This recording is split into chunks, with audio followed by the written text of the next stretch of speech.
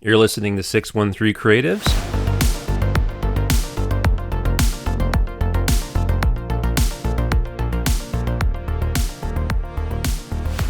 where we're getting to know and connecting the filmmaking talent of Eastern Ontario. As always, a big thank you to our audience for tuning in, subscribing, and sharing this podcast with their fellow filmmakers. You can listen on Spotify and watch on YouTube, where you'll discover an infinite array of talent and topics. We aim to showcase the astounding richness of creativity that exists in the region. Check out our other episodes and let us know what you'd like to hear or if you have a story to tell. Today I have with me a local filmmaker. He's not local at the moment. A local filmmaker who has been passionate and active in the medium for a number of years now. He has a bachelor's honors in specialization in stage and screen from Queen's University. Here he spent his time in the trenches of theater, learning all aspects of the craft on and off the stage. He was also involved in a couple of different creative collectives that produced short films whenever possible. He's extensively traveled, trekking all across Canada, Europe, and Asia, and he has the stories to prove it. He's moved up the ladder from intern to director at local studio Extreme Line Productions, worked on a Hallmark film this past summer, and currently residing in Argentina. Here, he's meeting other amazing, talented filmmakers abroad. Join me in welcoming to the show, from Buenos Aires, Kevin Laporte. Hey, Kevin, how are you? Hey, not too bad, Dan. Thank you so much for having me on the podcast to chat today. I really appreciate it. Yeah, no, it's great to have you on. As we spoke earlier, some of the other filmmakers in the Kino circles pointed me in your direction, and you came highly recommended as someone with lots of stories to tell and would be a perfect guest for the podcast. Oh, amazing. Yeah, I definitely have tons of stories, and I kind of, they're always like tucked away sometimes, and sometimes they just need to be prodded out, either like out in public or having a beer or with friends in a chat, or sometimes I'm reminded of something and then this whole like string of events comes out and I'm like, oh wow, that was residing in my mind. I didn't share it. So I'm happy to chat about those stories today. Fantastic. Well, I have to say, this is the first time on the podcast I've ever spoken to someone on another continent. How long have you been in Buenos Aires now? So we're just at the end of October now. I came here at the beginning of October, around the 9th. So I've been here just under 3 weeks. I think it'll be 3 weeks by the end of this week on Thursday. Nice. And yeah, I'm here for another 47 something days. I'm here until December. I'm coming back in December for obviously for the holidays, spending that time with family. But then the plan is to come back out in January for the year next year. Nice. Oh, fantastic. So we'll get into some of the things I wanted to ask you about. You've been passionate about filmmaking from a young age, and I can certainly relate to that. What was it that sparked the fire, do you think? Yeah, I think the decisive moment definitely has to be playing with our family kind of like DV camera. It was DV mini tapes, and I remember whenever we would watch back tapes, my families would like film something at an event, and then we would watch it back. I would always notice that it would be like one event, it would be at Christmas time, and then all of a sudden, like with zero warning, it's just like boom, we're just cut to this new place because the tape just runs into the next event. And I realized at the time, now that's just a cut, like that's cutting, that's changing of time. And I always thought that was fascinating, and it made me want to experiment with that a little bit with like controlling those cuts. Like, oh, if I can, if this thing changes, if I move something, it kind of makes it look like it disappears. So I would play with the camera and like my toys or like little items around the house. And it was magic to me. I was like, oh my God, I'm making things disappear. And I went around showing everyone, like, look, like these things are disappearing and they're reappearing. And it was just a new way of playing for me. My parents didn't really love it because I was using up all the family tapes. But because when you had to buy actual tapes, I think to me that was a moment that I always look back on as kind of like, the first falling in love with capturing something on video and then showing it to others and just being completely enamored by it. Yeah. I think you'll find that a lot of filmmakers would say that their inception for falling in love with filmmaking, capturing things on video, is when their parents brought home that camcorder, and you know, they just started, oh my god, like the things I can do with this, it's Yeah. amazing. I can certainly, my story is very similar. My dad came home with a camcorder one day. I'm like, what is that? And then just started playing around with it, and just, it just snowballed. Hmm. The Hmm. things that you can do. You have an impressive list of things that you were involved in high school and your post secondary career. Tell us a bit more about a favorite that you had mentioned. It was an interactive mystery play. Oh yes, the King in Yellow production. So this production was a theater collective that was kind of, they pride themselves on sort of like alternative theater experience. So it's not just a traditional go to a theater, sit in a seat and watch a play.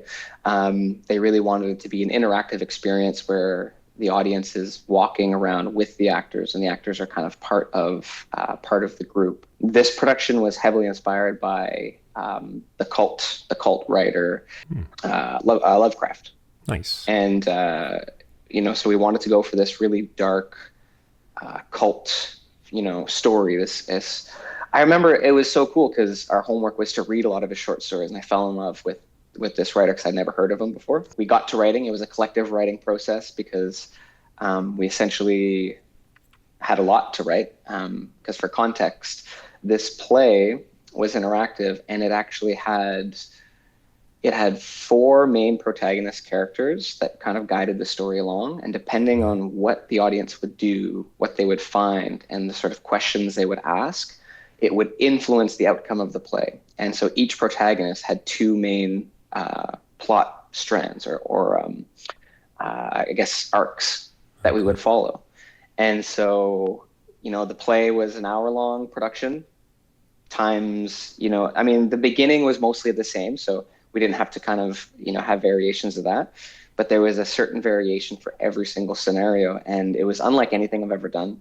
It was Cool. unlike any other script that I've had to study, and any other character that I'm like, all right, what is it? It was kind of like every night was a little bit of improv with some practice. Right. But then that audience interaction, boy, that made for some really interesting nights. Oh, I bet. The amount of stuff that they would say, and you'd have to try to like stay in character. Um, That's it was definitely one of the highlights for me, and I think it was a really big influence in terms of like where I wanted to kind of set my bar for audience engagement, hmm right? Like the audience in that production they were all in. They were hands on touch. Maybe that's why I loved Escape Room so much after the fact. Nice. That's awesome. It sounds like an interactive version of Clue. You know? It's yeah, Yeah. exactly that, but with a horror element where Yeah. at any given moment one of the characters turns into some demon soul Oh, eating cool. zombie. Oh, wow. That sounds Yeah. awesome. I'm a big H.P. Lovecraft fan, so I would have loved to have been part of that. Is there something like that still going on? Do you know? So the collective was called Colliding Scopes. The Mm-hmm. student run, student volunteers. It really comes down to if whether or not the kind of like the torch was passed down to a new Yeah. group to pick up. But hmm honestly, like let's just get something like that going again in Ottawa. There's a Yeah. lot of people who love theater, a lot of people who love improv, and a lot of people Absolutely. who love telling stories. So, Yeah. we can make that Absolutely. That's what we're here for, happen. right? No, that sounds awesome. I would have loved to have jumped into something like that. And speaking of creative collectives, you're also involved with a couple of them. One was called Gambit Entertainment, and the other one was the Focus Film Festival. Mhm. Tell us more about that. About those. Focus Film Festival is Focus Film Festival is your traditional 72-hour film fest. It it would happen every year at Queens, where we get together on a Friday night, or no, we'd get together on a Thursday night. There'd be a big theme reveal. All the teams were randomized, and what I really appreciated about the festival is they paired up group members based off of level of experience. So it's not just Hmm. like the students who've been there for 4 years in production Yeah. have the best team ever, and then there's a bunch of like new students. So they really pair everybody up so that there's a wide range of experience, That's great. and you're also just not just working with the people who you always work with. So it really Right. encourages you to network and also learn new things. Mhm. But yeah, I didn't know what it was when I first was attending university, and I signed up alone. I was just kind of like in that stage of exploring things on my own. Mhm. Loved it. I loved the experience. Went to the big gala where they simulate a big red carpet. Mhm. Oh, for context, yeah. So Thursday night's a theme reveal. You start writing your script. If anyone's ever done a 72-hour film fest, you got to write the script, shoot the production, and then edit and deliver by Sunday at the deadline. Right. 72 hours later. Yeah, it's a judged festival. So Mhm. they bring in some industry pros, some alum from the university, and there's a whole slew of different types of awards. And again, the range of films range from like heartwarming to hilarious. Everyone's like peeing their pants in the audience laughing. And there's some really good movies where you're like, wow, where these people come from? Like Mhm. these people go to my school. To okay, this team. There are a few of them are first time filmmakers. So that's what's really nice about it. It's not just a festival of like titans. It feels very, very spread out in terms of experience level, which I think it was the point, right, to mix up all those groups. Right. And by the end of my university career, every year more and more of my friends caught wind of this thing because I would invite them out and I would tell them, and it got to a point where actually a lot of my friend groups who aren't even filmmakers, because I have got my filmmaker friends and peers that I go to classes with and hang out with. But then Mhm. I've also got a good group of friends that they're in their own respective careers, and they're engineers, they're in urban planning, they're in, they're teachers, and they're Right. like, we want to make movies too. We want to be in groups. So That's they were pretty able to cool. join as like first time filmmakers into groups, and just seeing them have fun and seeing them engage with something that I love, Mhm. and then come to the gala and also have something to show with the group, um, was just like, I don't know. That's the point of it, right? It's Mhm. it's to bring people together and to fall in love with filming something, capturing a story, telling a story, Mhm. whatever skill level you have, and then sharing it with an audience. So, Mhm. Focus Film Festival definitely has a really, really large avenue in my heart. I don't know, I can't think of the proper metaphor, but That's a and then pretty and that's then a pretty sorry, good but one, I'd say. And what yeah, about yeah. Gambit Entertainment? You mentioned you made a number of student films and creative stuff with them. Yeah, so Gambit Entertainment was a collective that two of my close friends started, Jordan and Angeli, and they essentially just wanted to create a space, create a network of our friends to feel like they could create and be supported by a collective of creators. Mhm. And some shoots would just be like three or four of us, and we just go out, kind of like your standard, a smaller production. Mhm. But I'd say our largest production in that collective was a short film called Metalhead. It was the first time we had done a crowdfunding campaign. It was our first time really doing a large shoot that had more than six people involved. So we had to get extras involved. We were doing a lot of location scouting for all the right scenes. We had an awesome producer, Maddie, who with us kind of trying to hit that next level of filmmaking, we were trying to Mhm. make sure that we had all of our permits in place for the places that we wanted to shoot. We weren't just doing like student guerrilla filmmaking. Because with all the time that we were spending on setting this up, we didn't want to get shut down with a lot of our locations. So Right. um, it was definitely the one of the largest productions we did, and we learned so much from it. Right, we had a lot of great things that happened, and a lot of things where we're like, wow, never gonna do that again. You have to just make stuff and make those mistakes. Yeah. Yeah. Absolutely. You filled me in on some somewhat shocking travel stories, reaching from UK to Mongolia, where you got caught up in some pretty intense situations. You mentioned that you thought about doing a documentary about the experience and never kind of came to fruition, but If it were to become a reality, what sort of stories would you tell from those experiences?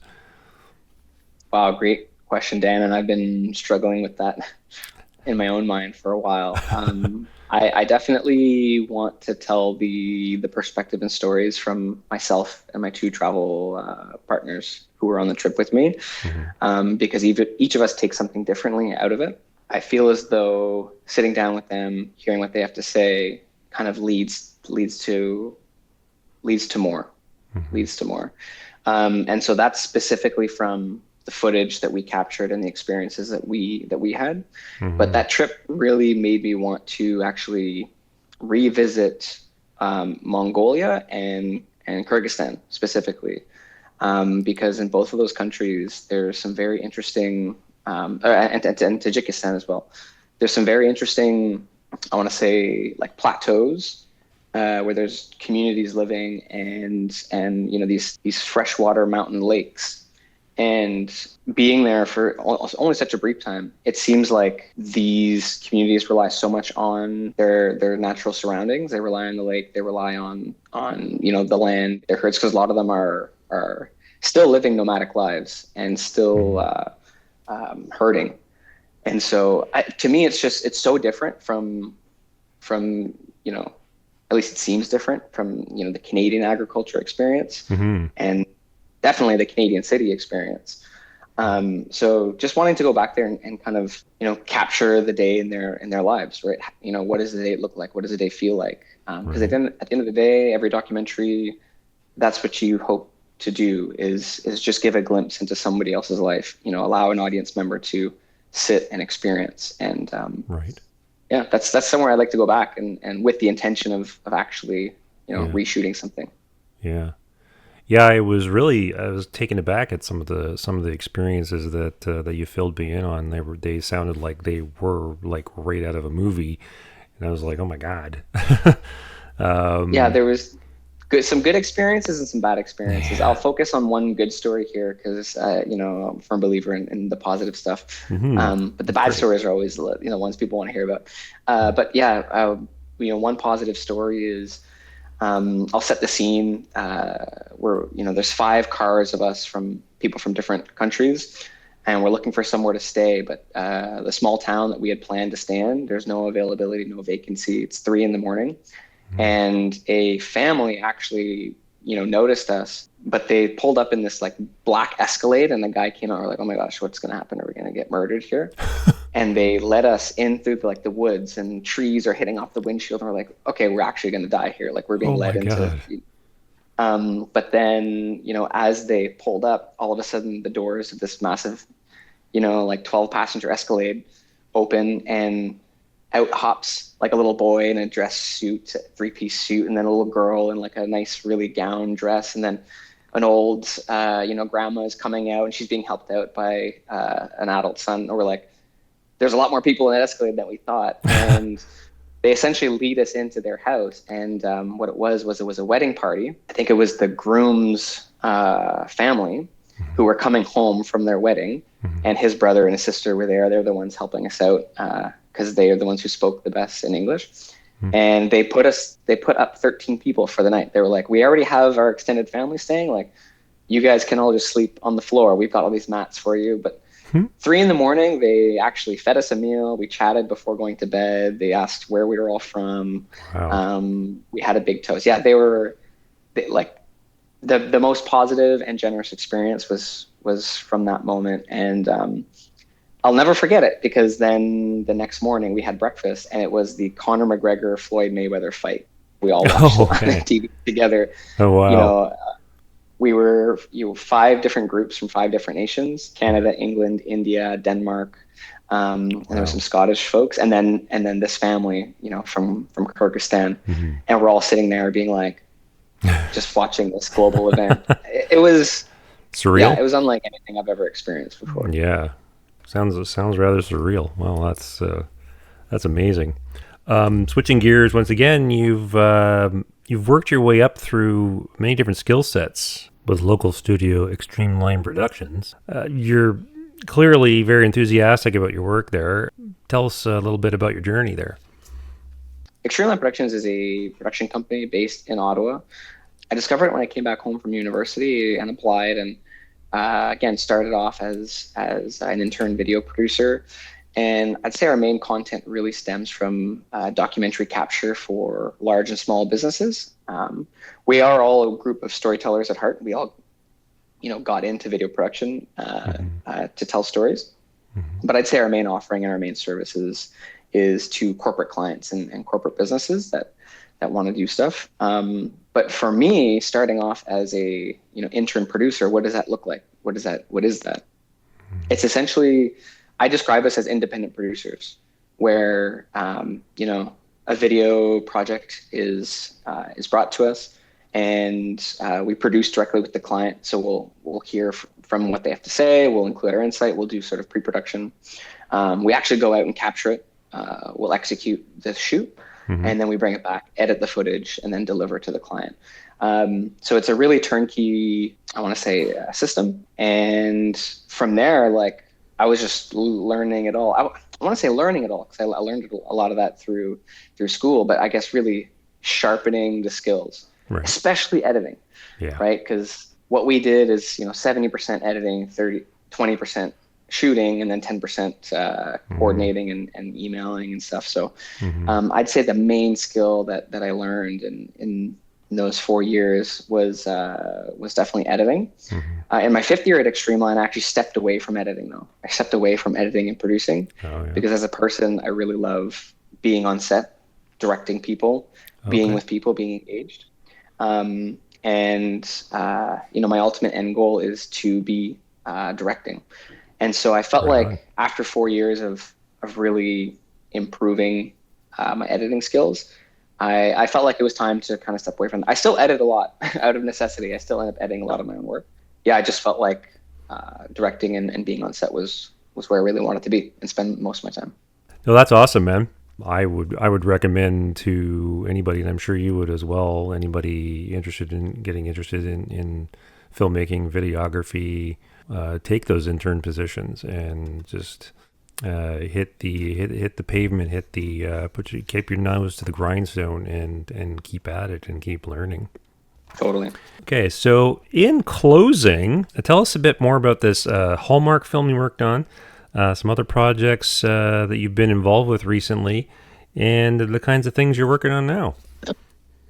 Yeah, I'll keep Hallmark short because my role was it being my first experience on a large Hallmark production. I was a set dresser. It's a department that I've never officially done as a producer and director.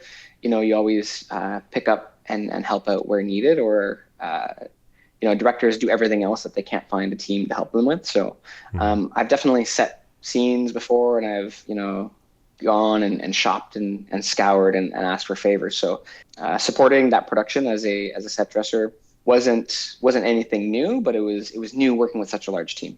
So I learned a lot. I got to see a lot of what it's like, on a shorter timeline with a larger team and a larger budget, how the movie magic is made, how especially a Christmas movie too, which was really fun. And I'm so excited to watch it. It premieres in 2 days, so I've just been nice. What's it pumping called? that out so the movie is My Sweet Austrian Holiday, starring Will Kemp and Brittany Bristow.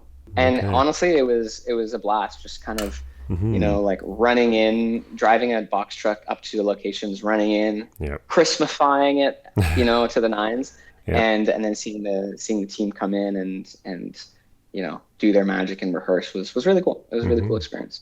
Yeah, I've had a similar experience as well to that on a television show I worked on not too long ago, and to the show isn't out yet, but I'm looking forward to seeing it and seeing oh, hey, I set that scene, I put that bed there, I put that dresser there, scene looked the way it does. So aside from the lighting and the haze and everything else, but so what kinds of things have you been involved in lately? What are you working on now?